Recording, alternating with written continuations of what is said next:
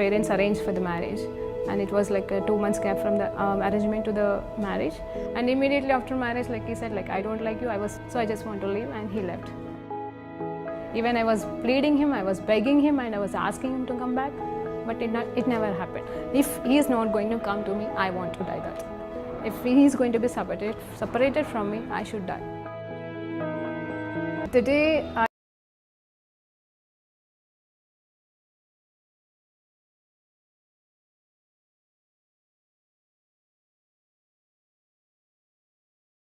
you are not going to do that. Immediately I called to one of my Christian friends, and she shared with me the gospel. On the spot, I accepted Lord as my Savior. The next moment, I felt free from the burdens, and all kind of thoughts and everything left me. Praise lord అండి. దేవునికి మహిమ కలుగును గాక. ప్రార్థన చేసుకుందాం. పరిశుద్ధుడా గొప్ప దేవా, నీకు స్తోత్రం, స్తుతి, మహిమ, ఘనత, ప్రభావం చెల్లించుకుంటున్నాం. నేను ఈ సమయంలో ఉన్న పాటను మీ పాద సన్నిధికి వచ్చుటకు మీరు మాకు ఇచ్చిన గొప్ప ధన్యతకే వందనాలయ్యా. స్వనీతి, అవును తండ్రి, సెల్ఫ్ రైచియస్నెస్ అనే మాట ని బట్టి ప్రభా మేము ఈరోజు ధ్యానిస్తుండగా నైనా తండ్రి, మాలో సెల్ఫ్ రైచియస్నెస్, స్వనీతి ఉండకూడదు, కానీ నీ నీతి ఉండులాగా సహాయం చేయమని, అసలు నీతికి స్వనీతికి డిఫరెన్స్ ఏంటో మేము ధ్యానిస్తుండగా మాతో మాట్లాడమని వేడుకుంటూ యేసుక్రీస్తు నామములో ప్రార్థనతో వేడుకుంటూ పొందుకుంటున్నాం తండ్రి. ఆమేన్. ప్రైజ్ లార్డ్ అండి. దేవునికి మహిమ కలుగును గాక. మరి ఈరోజు దేవాది దేవుడు మనకిస్తున్న వాక్యాంశం ఏంటంటే స్వనీతి అండి, సెల్ఫ్ రైచియస్నెస్. స్వనీతి, సెల్ఫ్ రైచియస్నెస్ గురించి మనము మాట్లాడబోతున్నాం. యాక్చువల్గా ఇది మనలో ఉండాల్సిన లక్షణం కాదండి, ఉండకూడని లక్షణం. మనలో ఉండవలసింది నీతి మాత్రమే, రైచియస్నెస్ మాత్రమే. కానీ ఇక్కడ స్వనీతి గురించి మనం మాట్లాడబోతున్నాం. ఈ స్వనీతి అనేది ఎవరిలో ఉంది, ఎవరిలో ఉంటుంది, ఎలాంటి సిచ్యువేషన్లో వస్తుంది, అసలు ఏంటి, దీని మూలం ఏంటి అనేది ఈరోజు మనము తెలుసుకుందామండి. అందరము నీతిమంతులమే కదండి. మరి నిజమే, అందరూ పాపం చేసిన వారమే. కానీ దేవుడు తన కృప చొప్పున మనందరినీ నీతిమంతులుగా, తన రక్తం చేత కడగబడిన మరుక్షణం నుండి మనము నీతిమంతులంగా మార్చబడుతున్నామని వాక్యం చెప్తుంది. అయితే ఇక్కడ నేను అడిగాను, ప్రభా, స్వనీతి అనేది క్రైస్తవుల గురించా, మరి అన్యుల గురించా అని కూడా చూస్తే స్వనీతి అనేది అందరికీ ఉంటుందండి, అందరికీ ఉండే సహజ లక్షణమే. కానీ అన్యులముగా ఉన్నప్పుడు స్వనీతి ఉండొచ్చు, ఉండకపోవచ్చు, అది తర్వాత విషయం. కానీ ఎప్పుడైతే నువ్వు క్రైస్తవురాలిగా మారుతావో అప్పుడు మన జీవితంలో ఈ స్వనీతి అనేది కంప్లీట్గా తొలగించబడాలి, అస్సలు ఉండకూడదండి. ఎందుకు ఈ మాట చెప్తున్నానంటే స్వనీతి అనేది చాలా పాపముతో సమానం. అంటే it is equal to sin అని మరి నేను నమ్ముతున్నానండి. అయితే ఈ స్వనీతి అనేది ఎవరికి వస్తుంది, ఎట్లా వస్తుంది అనేది చూస్తే it starts when we are used by the lord mostly అని పరిశుద్ధాత్మ దేవుడు చెప్పాడు నాకు. అంటే మన దేవుని చేత, జాగ్రత్తగా వినండి, మనం దేవునిలో ఎక్కువగా వాడబడితే ఇంకా ఎక్కువ మహిమని దేవునికి తీసుకొస్తూ ఉంటాము. అది ఒక వైపులో మనం ఎదుగుతూ ఉంటాము, ఆయనకి కృతజ్ఞతగా జీవిస్తూ ఉంటాము. కానీ కొంతమంది ఏమైపోతారు అంటే, కొంతమంది కాదండి, ఆల్మోస్ట్ 90 to 99% ఏమైపోతారంటే, మనం దేవుల్లో అత్యధికంగా వాడబడుతున్నా కూడా, అయితే అన్యులైతే వాళ్ళ జీవితంలో ఒక్కొక్క మెట్టు ఎదుగుతూ ఉంటుండకూడగా నేనే, నాదే అనే స్వార్థం ఎక్కువ వస్తుంది. అసలు ఈ స్వనీతి అంటే ఏంటంటే మొదటిగా నేను, నాది, నేను, నాది అనే స్వభావం అండి. ఐ అనే స్వభావము ఎలా ఉంటుందంటే ఇంకా నాకు మాత్రమే ఇంపార్టెన్స్. భార్య ఉండని, భర్త ఉండని, పిల్లలు ఉండని, సంసారం ఉండని, బాధ్యతలు ఉండని, ఒకవేళ మినిస్ట్రీ అనే కానీ అది ఏ ఏరియాలో అయినా సరే ఒక మనిషికి స్వనీతి ఉంది అనేది ఎలా గుర్తించగలము అంటే నేను, నాది, నాకు, నా అనేది అత్యధికంగా నోటి మాటలతోనే కాదు, కానీ వాళ్ళ జీవిత విధానంలో నా అనే స్వార్థము, నా అనే పరిస్థితులు ఎక్కువ ఎవరికైతే ఉంటాయో వాళ్ళు స్వనీతి పరులండి. వాళ్ళలో స్వనీతి ఉన్నట్టు, అంటే నేనే సాధించాను, నేనే గొప్ప, నేనే గ్రేటు అనే మనస్తత్వం అండి. అది అన్యులకు ఉండొచ్చు, కానీ దేవుని బిడ్డలమైన మనకి ఉండకూడదు. ఎందుకంటే మనము దేవుని బిడ్డలంగా ఉన్నప్పుడు ఇంకా నాదంటూ ఏది లేదు, నాకంటూ ఏది లేదు, అంతా దేవుని కృపే, అంతా దేవుని చిత్తమే అని మనము మన జీవితాలని ఆయన అధికారానికి మనము సమర్పించుకున్నామండి. దాని అర్థం ఏంటి తెలుసా? మనకి ఆయనే సర్వ అధికారి, మనకి స్వనీతి కాదు, ఆయనే మనకి సర్వ అధికారి అని లోబడమే నిజమైన నీతికి గుర్తు ఈ సెల్ఫ్ రైచియస్నెస్కి అపోజిట్ అండి. సో ఇప్పుడు నేను అని కాదు, మరి పౌలు భక్తుడు చెప్తాడు కదా, మనం ఊరికే మాట్లాడుకుంటాం, అక్కడ ఉట్టిగా నేను కాదు ఇక మీదట క్రీస్తే జీవిస్తున్నాడు అంటాడు. అప్పటి వరకు పౌలు భక్తుల్లో ఉన్న తలంపులు ఏంటి తెలుసా అండి? నేను, నా దేవుడు గొప్ప దేవుడు, నా దేవుడే నిజమైన దేవుడు, ఈ యేసు ప్రభు ఎవరు అని చెప్పేసి ఒకటి ఉంది, రోషం ఉంది. నిజమైన దేవుడి కోసమే బ్రతుకుతున్నాడు, నిజమైన దేవుని కోసమే యేసు ప్రభుని చంపేస్తున్నాడు, నిజంగా నీతిపరుడే, కానీ సత్యము తెలియక మరి స్వనీతి మార్గంలో ఉన్నాడు, రోషం కలిగే ఉన్నాడు.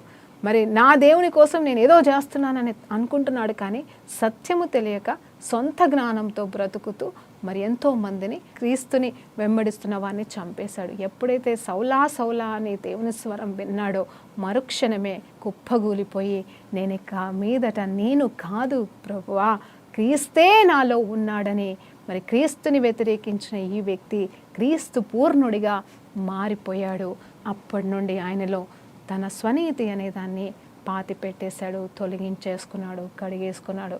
అంటే ఇంకా తను ఎప్పుడు కూడా తనలో తను అతిశయం పనులే. అందుకే అంటాడు కదా, ఎవరైనా సరే అతిశయించవలసిన అవసరం ఉంటే అందరికంటే ఎక్కువ నేనే అతిశయిస్తాను, ఎందుకంటే నా అంత గొప్పోడు లేడు. నిజం చెప్పాలంటే నా అంత పరిచర్య చేసిన వాళ్ళు లేరు. అటు జ్ఞానంలోనూ తనకున్న వంశావళి కావచ్చు, తనకున్న జ్ఞానం కావచ్చు, తనకున్న ప్రతిదీ చూస్తే నా అంత తోపే లేదని పౌలు భక్తుడు చెప్పుకోవచ్చు, అతిశయించవచ్చు తనందు తాను. కానీ తన జీవితం మారిపోయిన తర్వాత encounter with God when he received, తన జీవితం మారిపోయిందండి. తనకు మారు మనసు వచ్చేసింది. ఎలాంటిదంటే ఇంకా నేను కానే కాదు, ఇంకా పౌలు అనేవాడు. అందుకే సౌలు పేరు పౌలుగా మార్చబడింది అంటారు, కానీ మార్చబడలేదండి. సౌలుకి 2 పేర్లు ఉన్నాయి. ఒకటి సౌలు అనబడిన పౌలు అని ఒక దగ్గర రాయబడింది. కాబట్టి ముందు సౌలుగా స్వనీతితో ఉన్న వ్యక్తి పౌలుగా పరలోక వారసుడిగా మారిపోయాడు. దేవునికి మహిమ కలుగునుగాక. అయితే ఇదండి స్వనీతి అంటే అర్థం.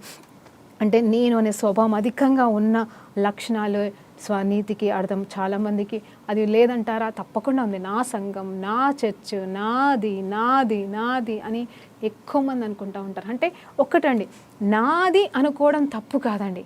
నా అనే స్వభావముతో యథార్థంగా మరి దేవుడు నాకు అప్పచెప్పిన బాధ్యత, నేను నమ్మకంగా ఉండాలని మళ్ళీ హృదయస్థితి అండి. ప్రతి దానిలో కూడా మనం మాట్లాడుతున్న ప్రతి మాట నోటికేదో వస్తుంది కాదండి. నిజంగా చెప్పాలంటే హృదయస్థితి కూడా కావాలి. నువ్వు రోషంగా రేషంగా మరి నా అని దేవుని కోసం నువ్వు ప్రయాస పడినా కూడా, అందుకే పౌలు భక్తుడు అందుకే అంటాడేమో, అతిశయించవలసిన అవసరం నాకు ఎక్కువగానే ఉంది, కానీ నా యందు నేను అతిశయించను, కానీ నేను దేని యందు అతిశయిస్తానంటే దేవుని యందు అతిశయిస్తానంటాడు. అంటే దేవుళ్ళో నీకు ఆ రోషం ఉండాలి, దేవుళ్ళో నాది అని ఉండాలి, దేవుళ్ళో నాకు నాది అని నీకు పెట్టుకుంటే అది నిజమైన నీతికి గుర్తయిపోతుందండి. అంటే మనము బ్యాలెన్సింగ్ చేసుకోవాల్సిన వారం. అందుకే ఒక్క నాణానికి 2 వైపులు ఉంటాయి. ఏదైనా సరే, ఒకవేళ నువ్వు వెళ్ళి డబ్బులు ఇచ్చినప్పుడు, ఆ చిల్లర ఇచ్చినప్పుడు దాని వాల్యూ ఎంత ఉందని చూడడానికి నెంబర్ చూడాల్సి వస్తుంది. కానీ ఎటువైపు చూసినా అది నాణమే, ఎటువైపు చూసినా దానికి వాల్యూ ఉంటుంది. కానీ ఒకవైపు క్లియర్గా ఆ నెంబర్ చూస్తేనే, 2 రూపాయల బిల్లును పట్టుకొని 1 రూపాయి అని చెప్పినంత మాత్రం అది కాదు కదండి.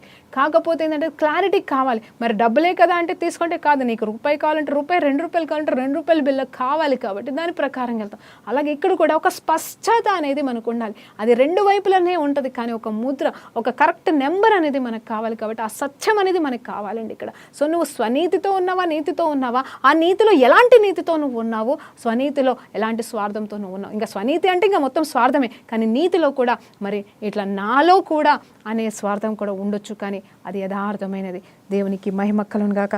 ఈ సత్యము, ఈ యథార్థ స్థితిని మనకి ఎలా తెలుస్తుంది అంటే, నీ గురించి నీకే బాగా తెలుస్తుంది. నువ్వు ఎలాంటి వాడువో, నీ కోరికలు ఏంటో, నీ ఆలోచనలు ఏంటో, నీ ప్రవర్తన ఏంటో, నువ్వేం ఉద్దేశిస్తున్నావో, నీ ఆలోచన రీతి ఎలాగుందో అన్నీ కూడా హృదయాంతరంగము ఎరిగిన దేవుడికి తెలుసు. అలాగే నీ హృదయాంతరంగంలో ఉన్న సర్వసత్యము నీకు మాత్రమే తెలుసు. నువ్వు ఏదైనా ఆశిస్తే, ఎందుకు ఆశిస్తున్నావు? ఏదైనా జరగాలి, అవును ఫలానాది జరగాలి, అది ఎందుకు జరగాలి? దాని వెనకాల ఉన్న మర్మం ఏంటి? దాని వెనకాల నువ్వు ఏం ఆశపడేది జరగాలని కోరుకుంటున్నావు? స్వార్థమా, లేకపోతే యథార్థతనా, లేకపోతే వాళ్ళు బాగుంటే చాలని కోరుకుంటున్నావా, లేకపోతే దాంట్లో కూడా నీకేమన్నా రావాలని నువ్వు ఆశిస్తున్నావా? ఇది దేవుడు గ్రహిస్తాడు. అంత మాత్రమే కాదు, అది నీకు కూడా తెలుస్తుంది. కాబట్టి ఈ స్వనీతి అనేది మనకు ఉండకుండా ఆయన మీద ఆధారపడదాం. అయితే యోబు గురించి మాట్లాడితే యోబు కూడా నీతిమంతుడని మనకి తెలుసు. శోధించబడిన మీదట నేను సువర్ణంగా మారతానని ధైర్యంగా చెప్తున్నాడు. ఈ శోధనలు వేదనలు ఏమైనా కానీ నేను సువర్ణంగా మారడానికి మాత్రమే అని అప్పచెప్పుకుంటున్నాడు. అంటే మన జీవితంలో కూడా ఎన్ని శ్రమలు ఇబ్బందులు వచ్చినాను కూడా మనం కూడా మన నీతిని కోల్పోకూడదు, కానీ ఆయన నీతి మీదనే ఆధారపడి బ్రతకాల. అయితే ఇంకొక మాట ఉంటుందండి, పాపానికి జీతము నరకము, అంటే మరణము అని తెలుసు మనకి. అలాగే నీతి అనేది మనల్ని జీవంలోకి నడిపిస్తుంది అని చెప్పేసి వాక్యం చెప్తుంది. రోమిల రాసిన పత్రిక 5వ అధ్యాయము 6వ అధ్యాయము అలాగే ఆ 2 అధ్యాయాలు మనం పూర్తిగా చదివినప్పుడు ఏముంటుంది తెలుసా? ఆయన ఎలా అంటే మన కోసము వెల చెల్లించి, ఎలా అంటే రక్తము ద్వారా మనల్ని నీతిమంతులుగా మార్చాడు. ఏ రక్తం అండి?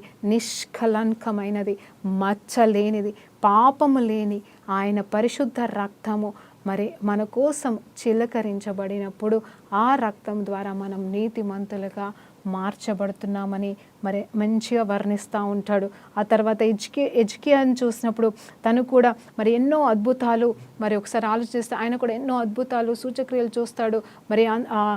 మరి ఒక రాజు అయితే మరి శత్రు సైన్యంతో వస్తున్నప్పుడు, అయ్యా ఎట్లా ప్రభు అన్నప్పుడు, ఏం భయపడకు, మొరుపెడుతున్నాడు, తగ్గించుకొని దేవుని సన్నిధిలో ఇటు యెషయా ప్రవక్తతో మాట్లాడుతున్నాడు. అంత మాత్రమే తను కూడా వెళ్ళి ఆ పత్రికల్ని దేవుని సన్నిధిలో పెట్టి మరి ఆ దేవుని మందిరంలో ఒక రాజు తగ్గించుకొని బూడిద పూసుకొని మరి అంగలారుస్తూ ఉన్నాడు, తగ్గించుకున్నాడు. తన స్వనీతి మీద ఆధారపడట్లేదు, దేవుని నీతి వైపు చూస్తున్నాడు. ఆ వ్యక్తి తర్వాత మరి అక్కడ దేవుడు తన ప్రార్థన ఆలకించి, నీవు భయపడకు, వాడు ఏ రూపంలో వచ్చాడు అంటే ఏ రూటుకి వెళ్ళి వచ్చాడు అదే రూట్లో వెళ్ళిపోతాడని శత్రువు గురించి ప్రవచనము ఇచ్చి, ఆ తర్వాత మరి హిజ్కియాకి మరి విజయాన్ని కూడా ఇచ్చి ఉన్నాడు. యుద్ధమే జరగలేదండి, శత్రువు అటాకే జరగలేదు, కానీ తను సాగిలపడి తగ్గించుకొని దేవుని సన్నిధిలో మొరపెట్టిన తర్వాత శత్రువు తనంతటికి తనే పారిపోయేలాగా దేవుని దూత కార్యము చేసింది తన పక్షాన. అలాగే నీతిమంతుల మార్గంలో దేవుడు సఫలకృతం చేస్తాడు, నీతిమంతుల మార్గాల్ని దేవుడు తీరుస్తాడు. అందుకే the steps of the righteous are ordered by the lord అంట. నీతిమంతుల అడుగులని దేవుడు స్థిరపరుస్తాడు అంటున్నాడు. అయితే ఇక్కడ హిజ్కియా నీతిమంతుడిగా నిలబడుతున్నప్పుడు మరి తను పరిగెత్తాల్సిన అవసరం లేదు, కానీ తన మార్గంలో దేవుడే సఫలకృతం చేసి ఉన్నాడు. యుద్ధం లేకుండానే విజయాన్ని ఇచ్చాడు, శత్రువుని హతమార్చేశాడండి. ఆ తర్వాత మరి తను ఆయుష్ విషయంలో కూడా, ప్రభువా నన్ను ఒకసారి జ్ఞాపకం చేసుకోయ్యా, ఆయుష్ ఇవ్వమని అడగట్లేదు ఇక్కడ, కానీ ఒక మాట అంటున్నాడు, ప్రభా నేను రాజునే, నీ సన్నిధిలో నేను చేసిన కార్యములు జ్ఞాపకం చేసుకో, నన్ను ఒకసారి జ్ఞాపకం చేసుకో అయ్యా, మరి నన్నైతే తీసుకుంటున్నానంటున్నావు, అందుని బట్టి స్తోత్రం, కానీ నన్ను ఒకసారి జ్ఞాపకం చేసుకొని గోడ వైపు తిరిగి ప్రార్థన చేసిన. గోడ అంటే ఏం లేదండి, దేవుని వైపు, దేని వైపు చూడకుండా దేవుని వైపు చూడమే. దేవుని వైపు చూస్తూ చేతులెత్తి ప్రార్థన చేస్తుంటుండగా దేవాది దేవుడు తనతో మాట్లాడాడు. మళ్ళీ ఏం మాట్లాడాడు అంటే మరి ఆయుష్నిస్తున్నానన్నాడు. ఆయుష్ కూడా పెరిగిందండి. సరే, తను స్వనీతిని మీద ఆధారపడలేదు, కానీ దేవుని మీద ఆధారపడుతున్నప్పుడు ఇన్ని గొప్ప అద్భుతాలు చూసిన ఈ హిజ్కియా చివరికి ఏం చేశాడు తెలుసా? తనకున్న ఆస్తి అంతస్తులను బట్టి ఒక రాజు వచ్చినప్పుడు మొత్తం చూపిస్తున్నాడు. అక్కడ చూపించడం తప్పు కాదండి, కానీ తనలో అహం వచ్చేసింది. ఎలాంటి అహం వచ్చింది తెలుసా? వాక్యంలో ఏం చెప్పబడలేదు, కానీ తను అన్నీ చూపిస్తా ఉన్నాడు. ప్రవక్త వచ్చి అడుగుతున్నాడు, ఏంటి రాజా ఏం చేస్తున్నావు ఇక్కడ అంటే, మరి పలానా రాజుకి నేను అన్నీ చూపిస్తున్నాను. అన్నీ చూపించావా? ఏం చూపిస్తున్నావు అంటే, మొత్తం రాజ్యంలో ఉన్నవన్నీ చూపిస్తున్నాను అంటే, ఎందుకు ఇలాంటి పని చేస్తావు అని. అదేంటి అనేది తనకు అర్థం కాలేదు. అయ్యో నేను తప్పు చేశానా? తన బిడ్డల కోసం, తన రాజ్యం కోసం అంగలార్చి ఏడ్చాడు. తన కోసము అంగలార్చుకున్న వ్యక్తి ఈ సమయంలో ఏమైపోయాడంటే అహముతో స్వనీతితో నిలబడ్డాడు. ఇక ఎక్కడేమైపోయిందంటే, చెప్పాను కదండి, ఎప్పుడైతే మనం గొప్ప అయిపోతామో దేవుడు మనల్ని దీవించడం ఆరంభిస్తాడో, మనల్ని ఎక్కలేనంత ఎత్తైన కొండకి మనల్ని దేవుడు తీసుకెళ్ళిపోతాడు. మరి అలాంటి స్థితికి హిజ్కియా వెళ్ళిపోయాడండి. వెళ్ళిపోయిన మరుక్షణం అక్కడ జరుగుతున్నది ఏంటి అంటే, అహం అనేది తెలియకుండా వచ్చేసింది. దేవుణ్ణి అడగకుండానే, ఎవరి సలహా తీసుకోకుండానే వేరే దేశపు రాజు వస్తే మరి గర్వంగా ఇదంతా నేనే సంపాదించాను, నాదే, నన్ను దేవుడు దీవించాడని చెప్తుండొచ్చు, కానీ అక్కడ స్వనీతి అనేది బట్టబయలైపోతూ ఉంది. ఆ సమయంలో అప్పటికి యెషయా అంటూనే ఉంటాడు, ఎంత పని చేసావయ్యా, దీన్ని బట్టి నువ్వు శాపం తెచ్చావు, నీకు కాదు కానీ నీ తర్వాత తరము చెరపట్టబడుతుంది, ఇక్కడ ఉన్న ఏ వస్తువు కూడా ఉండదు అన్నప్పుడు అసలు నిజం చెప్పాలంటే అప్పుడు హిజ్కియా ఏం చేయాలి తెలుసా అండి, చనిపోతున్నాను అన్నప్పుడు ప్రార్థన చేసిన హిజ్కియా 15 సంవత్సరాల కిందట ఆ సమయంలో కూడా అయ్యా నా వల్ల పొరపాటు జరిగిందయ్యా అని తగ్గించుకొని తన స్వనీతిని మరలా పక్కకు పెట్టి దేవుని నీతి వైపు చూసినప్పుడు మరి దేవుడు మరలా క్షమించి ఆ శాపం నుండి, ఆ యెషయా ఇచ్చిన శాపం నుండి తప్పించబడేవాడు కదా అండి. మరి అది ఆలోచన చేయకుండా అహం అనేది తన కళ్ళు మూసేసి స్వనీతి అనేది, అనేది నేను నాది అనేది అదంతా నేనే సంపాదించాను అనుకున్నాడు ఈ హిజ్కియా. మరి పర్వాలేదులే, నా ఎప్పుడు కాదు కదా, పర్వాలేదులే, నా పిల్లలు ఏమైపోతాయి ఏంటి అని మరి విర్రవీగిన మాటలు మాట్లాడి నిజమే అండి ఆ తర్వాత తన రాజ్యము ఈ బబులోన్ రాజుకి అప్పచెప్పబడిన కారకుడయ్యాడు. అవునండి, ఈరోజు నేనేమంటున్నానంటే స్వనీతి అనేది చాలా భయంకరమైనది. నువ్వు తగ్గించుకుని జీవిస్తావా, దేవుడు నిన్ను గణపరుస్తాడు. మోసము ఎక్కడ జరుగుతుందంటే మరి నేను నాది అనే దగ్గర భయంకరమైన మోసం జరుగుతుంది. అహమొద్దు, అహంకారం వద్దు, మనకి దేవుడు తప్ప ఏది వద్దని చెప్తున్నాను. ఇంకొక మాట చెప్తానండి, శ్రమలు అనేవి మన జీవితంలో ఖచ్చితంగా వస్తాయి, శోధనలు అనేవి అనుమతించబడతాయి. ఈ శ్రమలకి శోధనలకి డిఫరెన్స్ కూడా చెప్తానండి. ఏంటంటే శ్రమలు అంట మనల్ని విశ్వాసంలోకి నడిపిస్తుంటే, అంటే మన విశ్వాసం దేవుని యందు నిరీక్షణ, దేవునిలో పైన ఆధారపడడానికి ఇంకా విశ్వాసాన్ని పెంచుతాయంట. అంటే మన విశ్వాసం దేవుని యందు పెరుగుతుంది. అంటే ఈరోజు ఒక శ్రమ నుండి మనం వెళ్ళామండి, దేవుని మీద ఆధారపడితే మన సొంత శక్తి మీద కాకుండా, ఇతరుల మీద కాకుండా దేవుని మీద ఆధారపడితే ఏమవుతుందంటే మనం అక్కడ విజయాన్ని పొందుకుంటాం. ఆటోమేటిక్గా దేవుడు జోక్యం కల్పించుకొని మనకు విజయాన్ని ఇస్తాడు. అప్పుడు మనకు విశ్వాసం పెరుగుతుంది. శ్రమ వచ్చింది, శ్రమలో కష్టమైంది, నష్టమైంది, కానీ ఫైనల్ రిజల్ట్ ఏంటంటే సమాధానం మాత్రమే కాదు, కానీ ఇంకొకటి ఏంటంటే మన జీవితంలో మనకి విశ్వాసం అనే పడవ ప్రయాణంలో మనకి విస్తీర్ణత అనేది జరుగుతుంది. మన విశ్వాసము మరి అంచెలంచెలుగా ఎదిగించబడుతుంది. ఎవరిలో విశ్వాసం తెలుసా అండి, మళ్ళీ చెప్తున్నాను, నీ యందు నా యందు కాదు. ఎందుకంటే శ్రమలు అనుభవించడం మనకి తెలుసు, ఆ శ్రమల్లో మనల్ని విడిపించే వాళ్ళు ఎవరు లేరు. నా సొంత శక్తి నన్ను విడిపించలేదనే అనుభవం మనం పొందుకొని కేవలం చివరి క్షణాల్లో దేవుడు మాత్రమే మనల్ని విడిపించాడు కాబట్టి, ఆయన మాత్రమే విమోచకుడని, ఆయన మాత్రమే నన్ను విమోచించాడనే సాక్ష్యం నువ్వు చెబుతూ ఉంటావు కాబట్టి అందులో మనకి విశ్వాసం పెరుగుతుంది, ఆయనలోనే విశ్వాసం పెరుగుతుంది కదండి. మనకి విశ్వాసం కావాలి. ఈ లోకంలో విశ్వాసం అని చెప్పుకుంటాం కదా, మన విశ్వాసము, మేము విశ్వాసం అండి, మేము దేవుని నమ్ముకున్నామండి. మనకి నిజంగా కావాల్సిన మొదటి లక్షణం విశ్వాసం, ఆఫ్కోర్స్ ప్రేమ, ఇవన్నీ కూడా కావాలి. కానీ నమ్ముకున్న వారికి నమ్మకత్వం ఉండాలంటే దేవుని అందు కూడా మనము అపారమైన ప్రేమ కలిగి ఉండాలండి. దేవునికి మహిమ. అయితే శోధనల గురించి కూడా ఆలోచించిద్దాం. శోధనలు కూడా వస్తాయి. అవి ఏం చేస్తాయి తెలుసా అండి, శోధనలో పడిపోతే సాతాన్లాగా అయిపోతాం, ఓడిపోతే.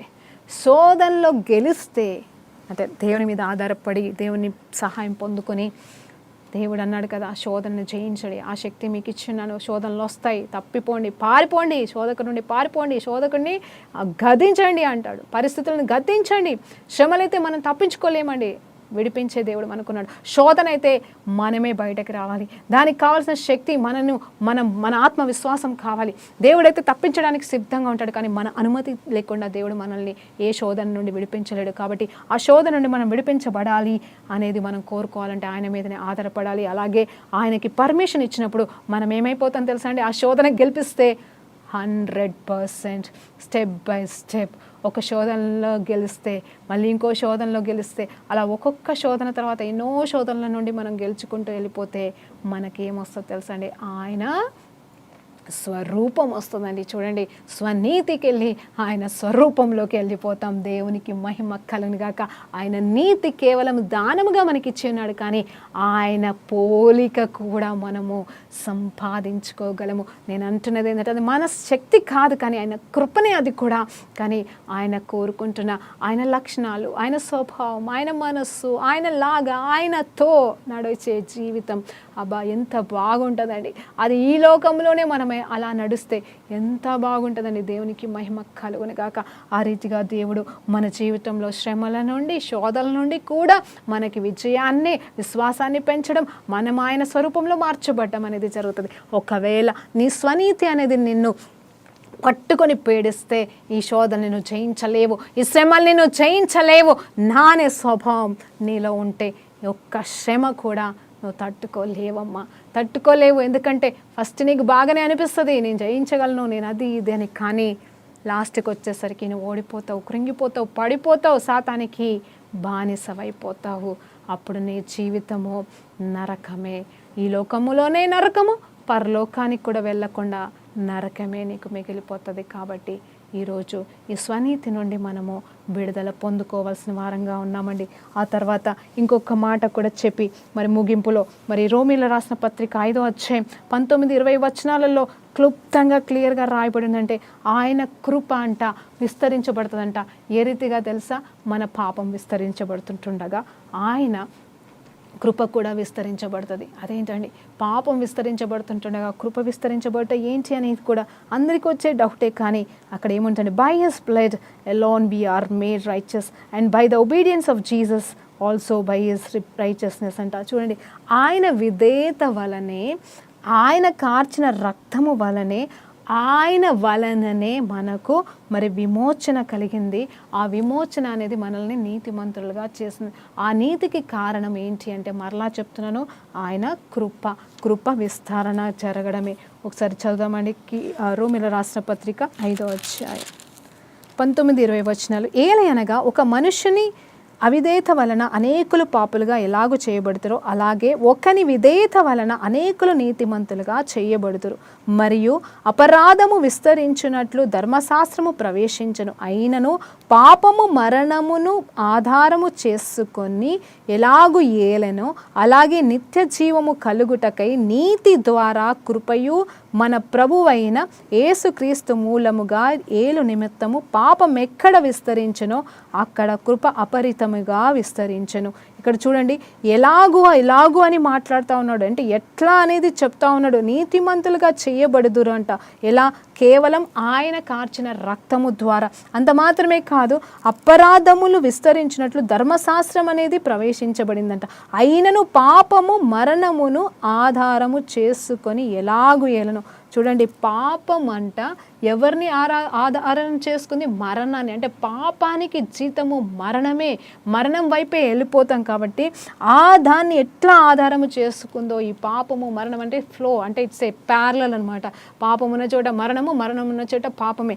కానీ దేవుడు ఏం చెప్తున్నాడంటే, మరలా అలాగే నిత్య జీవము కలుగుటకై నీతి ద్వారా కృపయు అంట. మళ్ళీ ఇక్కడ ఆ పాపాన్ని, ఆ మరణాన్ని బ్రేక్ చేయడానికి మరలా నీతి వలన, ఆయన నీతి వలన, ఆ కృప వలన ఏమవుతుందంటే పాపం ఉన్న చోటనే కృప కూడా విస్తరించడం అనేది జరుగుతుంది. ఎక్కడండి? పాత నిబంధనలో కాదు, కొత్త నిబంధనలో అని దేవుడు చెప్తున్నాడు. క్షమించండి, ఎందుకు ఈ మాట చెప్తున్నానంటే, పాపముతో మరి ముడిపడింది మరణము, నరకము. కానీ ఇక్కడ పాపము ఉన్న చోటనే కృపని పంపిస్తున్నాడు దేవుడు. పాపమున్న చోటనే. అందుకే అంటున్నాడు కదా, నేను పాపుల నిమిత్తమే వచ్చి ఉన్నాను, నీతిమంతుల నిమిత్తం కాదు అంటున్నాడు. నిజంగా అంటే నీతిమంతుల కోసం కాదని కాదు, కానీ ప్రతి పాపిని ఆయన ప్రేమిస్తున్నాడు. పాపి కొరకు ప్రాణం పెట్టి ఉన్నాడు. పాప విస్తరణ జరుగుతున్న చోట ఆ పాపాన్ని కొట్టిపడేయడానికి నీతిమంతుడిగా ఆయన కృప వలనే వచ్చి ఉన్నాడండి. దేవునికి మహిమ. ఇదండి నిజమైన సువార్త. పాపం ఉన్న చోటికి కృపని విస్తరించి పంపిస్తున్నాడు. ఎందుకంటే కారణం పాపాన్ని నాశనం చేయడానికే. ఆ పాపం పెరిగిన చోటెల్లా దేవుడు విడిచిపెట్టాడు. ఇంకా పాపం పెరుగుతుందని వదిలిపెట్టాడు. అక్కడ సొదొమ గొమొర్రాల స్థలంలో కానీ ఇంకా వేరే చోటలో కానీ ఎక్కడైతే పాపం పెరుగుతుందో ఆయన పరిశీలించడానికి వచ్చాడంటండి. అక్కడ ఇంత చక్కటి మాట ఉంటుంది తెలుసా. ఆయన వస్తున్నాడు. ఎందుకు వచ్చాడు తెలుసా అండి? ఒక్కడు నీతిమంతుడున్నా కానీ కాపాడాలి అనుకొని అబ్రహాము చేత కూడా విజ్ఞాపన చేయించుకొని ఒకవేళ అవసరమైతే కాపాడాలి అనుకుంటే అక్కడ ఎవరు లేకపోవడం వల్ల, లోతు మాత్రమే ఉండడం వల్ల లోతునైతే కాపాడుకున్నాడు. కానీ మళ్ళీ లోతు అది పొడగొట్టుకున్నాడు. అది తర్వాత విషయం. కానీ అక్కడ సొదొమ గొమొర్రాలో కేవలం వీళ్ళు చెప్పిన రిపోర్ట్ని బట్టి కాదు, అంటే ఆయన చూస్తలేడని కాదు, కానీ ఎందుకో తెలియదు పరిశీలన కోసం వచ్చాడు. మరి తనకి మధ్యలో, తనకి ఆ పాపపు స్థలానికి మధ్యలో ఒక మధ్యవర్తి కావాలి. కాబట్టి ఆ సమయంలో అబ్రహాముని ఎన్నుకున్నాడు. అబ్రహాము మనసులో అది తలంపు పెట్టి ఉన్నాడు. అబ్రహాము మనసులో లోతును కాపాడుకోవాలనే ఆశ పెట్టించాడు. అప్పుడు అంటున్నాడు, అబ్రహాము చేస్తున్న ప్రార్థన ఏంటంటే, ఒక్కడు నీతిమంతుడు ఉన్నాడా అని అంటే బాగుండేదేమో. 10 మంది నీతిమంతులు ఉంటే కాపాడుతావా ప్రభువా అని చెప్పేసి అన్నాడు. 10 మందితో అబ్రహాము ఆగిపోయాడు. కానీ ఆ తర్వాత దేవుడు వెళ్ళిపోయాడు. ఇక్కడ చూస్తే అండి, అక్కడ సొదొమ గొమొర్రాని కాపాడలేకపోయాడు దేవుడు. కారణం అబ్రహాం అని నేను తప్పు పట్టట్లేదు, కానీ అబ్రహాం ఇంకొక మెట్టు దిగి, అయ్యా ఒక్కడు నీతిమంతుడు ఉన్నా కానీ కాపాడవా అంటే లోతుని బట్టి ఆ ఊరు రక్షించబడుతుండేనేమో. నిజం చెప్పాలంటే అబ్రహాం ఆ సమయంలో ఓడిపోయాడేమో అనిపిస్తుంది నాకు. కానీ ఇక్కడ ఆ ఒక్క నీతిమంతుడు, ఆ ఒక్క విజ్ఞాపనకర్త, ఆ ఒక్క వెల చెల్లించిన వాడు, ఆ ఒక్క మధ్యవర్తి యేసు ప్రభు ఎవరి కోసం వచ్చాడంటే, ఇంకా ఒక్కరు పాపులు ఒక్కరు కూడా నీతిమంతులు లేరు, ఇంకా ఉండాల్సిన అవసరమే లేదు. అయినా కూడా నేను క్షమించడానికి వచ్చాను. ఈ పాపం ఎక్కడ విస్తరించబడిందో, పాపము పెరగలేదండి, పెరుగుతూ పెరుగుతూ పెరుగుతూ వచ్చింది. కాబట్టి ఆయన కృప పెరుగుతూ పెరుగుతూ వచ్చి ఫైనల్గా క్రీస్తు రూపం అనే ఆ రూపంలో వచ్చి మనకి విమోచన క్రయధనము చెల్లించి ఉన్నాడండి. ఇదండి నిజమైన కృప, నిజమైన నీతి, నిజమైన మరి స్వనీతి ఎక్కడుందో మీరు ఈరోజు పరిశీలన చేసుకోవాలి. నేను మళ్ళీ చెప్తున్నానండి, సేవలో నువ్వు అత్యధికంగా ఎదుగుతూ ఉంటే నీకు స్వనీతి ఆటోమేటిక్గా జబ్బులాగా అంటుకుంటుంది. అదొక జబ్బులాగా అంటుకుంటుందండి, ఖచ్చితంగా అంటుకుంటుంది. దాన్ని మనం కడుక్కుంటూ వెళ్ళిపోవాలి. నా నీతి కాదు, నీ నీతి ప్రభువా అని మనం అప్పచెప్పుకుంటూ వెళ్ళిపోవాలి. తర్వాత రోమీయులకు రాసిన పత్రిక 6వ అధ్యాయం కానీ 6వ వచనం నుండి 16వ వచనాన్ని మీరు ధ్యానిస్తే, అక్కడ కూడా చనిపోయిన వాడు పాప విముక్తుడని తీర్పు పొంది ఉన్నాడు అంట. చనిపోయిన వాడు పాప విముక్తుడు. చనిపోవాలంట. దేనికి చనిపోవాలా? లోకానికి చనిపోవాలా, పాపానికి చనిపోవాలా. అప్పుడు మనము పాప విముక్తులమైపోతాం. మన దేవుడైతే పాపం కోసము చనిపోయాడు, పాపమే అయ్యి చనిపోయాడు. అంటే హూ ఇస్ జీసస్ అంటే పరిశుద్ధుడు కదా అండి. ఆయన పేరు పరిశుద్ధుడు, ఆయనే పరిశుద్ధుడు, పరిశుద్ధుడిగా వచ్చాడు. కానీ ఆయన ఏ రూపంలో చనిపోయాడు తెలుసా అండి? పాపం అనే రూపంలో, పాపాన్ని అంటించుకొని పాపముతో చనిపోయాడు, పాప రూపంలో చనిపోయాడు. శిలువ పైన ఆయన వేలాడుతున్నది ఆయన పరిశుద్ధ రక్తమే కారుతుండొచ్చు, కానీ ఆయన పాపం అయిపోయి చనిపోయాడు. చనిపోయిన వాడు తిరిగి లేచినప్పుడు పవిత్రుడిగా, పరిశుద్ధుడిగా మరలా లేచి ఉన్నాడు. చూడండి, అక్కడ ఏమి చనిపోయిందంటే పాపము చనిపోయింది. ఏ రూపంలో చనిపోయిందంటే పరిశుద్ధుడైన క్రీస్తు రూపము ధరించుకొని పాపము చనిపోయింది. పాప రూపంలో ఆయన చనిపోయాడు. కానీ ఇప్పుడు మనము మన కోసం అంత తగ్గిన వాడి కోసం నేను పాపం చేశానంటే ఒప్పుకుంటావా? ఒప్పుకోవట్లేదే. నాలో ఏం తప్పు ఉంది? అదొక స్వనీతి అండి. నేనేం తప్పు చేశాను? నేనేం పాపం చేశాను? నాకెందుకు ఈ శిక్ష అనే మాటలు, లేకపోతే నేను ఇంత చేశానే దేవుడు నాకు ఏం చేయట్లేదని అదొక మాటలు. సో ఎంతసేపు మనము దేవునితో ఎలాంటి వైరంతో ఉన్నామో ఒకసారి మనం ఈరోజు ఆలోచన చేసుకొని ఈరోజు స్వనీతిని మన జీవితంలోకి వెళ్ళి తరిమి వేద్దామండి. హల్లెలూయా, దేవునికి మహిమ కలుగుగాక. మరి ఎన్ని రోజుల నుండి మీరు అందరూ కూడా మరి దేవుని వాక్యాన్ని వింటూనే వస్తున్నారండి. ప్రతిరోజు దేవుని పరిచర్య జరుగుతుంది. మరి వాక్యం రూపంలో ఎంతోమంది దీవించబడుతూ ఉన్నారు, ఎంతోమంది ఆశీర్వదించబడుతున్నారు. నేను ఒక మాట చెప్పాలనుకుంటున్నాను ఏంటంటే, దయచేసి మీరు మరలా వాక్యం వినాలనుకుంటే glorious grace and truth ministries house of prayer YouTube ద్వారా మరి ఎన్నో మెసేజెస్ ఇవన్నీ కూడా అప్లోడ్ చేయబడుతుంది. మీరు మరలా విని దీవించవలసిందిగా, మరి మీరు ఆశీర్వాదం పొందుకోవాల్సిందిగా కోరుకుంటున్నాను. అలాగే మీకు ఎవరికైనా సరే పర్సనల్ కౌన్సిలింగ్ అండి, మీ సమస్యని బట్టి ఎవరికి చెప్పుకోలేని బాధలో ఉన్నారా, ఇబ్బందుల్లో ఉన్నారా, ఇరుకులో ఉన్నారా, నేనేమంటున్నానంటే చెప్పుకోవడానికి కూడా మనుషులు లేని లోకం అండి ఈ రోజులలో. నేనేదో మిమ్మల్ని విడిపిస్తాను, నాకు ఈ వరం ఉంది, మీకు పోతుంది అని నేను చెప్పట్లేదు. కానీ ఒక్కటండి, మీ సమస్యలు వినడానికి మీకు ఎవరు లేకపోతే మీరు నాకు కాల్ చేయొచ్చు. మీ సమస్యను నేను వింటాను, మీతో పాటుగా నేను ప్రార్థన చేస్తాను. ప్రార్థన చేసేది మన వంతు, కార్యం చేసేది దేవుని వంతు. కాబట్టి దయచేసి మీకు ఎలాంటి కౌన్సిలింగ్ కావాలన్నా, ఎలాంటి ప్రార్థన అవసరత కావాలన్నా మీరు కాల్ చేయొచ్చు. దేవుని నామానికి మహిమ కలుగును గాక. ప్రార్థన చేసుకుందామండి. పరిశుద్ధుడా గొప్ప దేవానికి స్తోత్రమయ్యా. ఈ సమయంలో తండ్రి ఉన్న పాటను మీ సన్నిధికి వస్తున్నామయ్యా. మరొక్కసారి నేను ఇప్పటివరకు మాలో ఉన్న స్వనీతిని మేము ఎలా పొడగొట్టుకోవాలో మాకు నేర్పించిన తండ్రి, స్వనీతి అనేది కంప్లీట్గా తొలగించబడి నీ నీతిమంతులుగా మార్చిన దేవా, ఆ రీతిగానే మేము జీవించుటకు సహాయం చేయమని వేడుకుంటూ యేసుక్రీస్తు నామములో ప్రార్థనతో వేడుకుంటూ సమర్పిస్తున్నాం తండ్రి. ఆమేన్. ప్రైజ్ లార్డ్ అండి. దేవునికి మహిమ కలుగును గాక.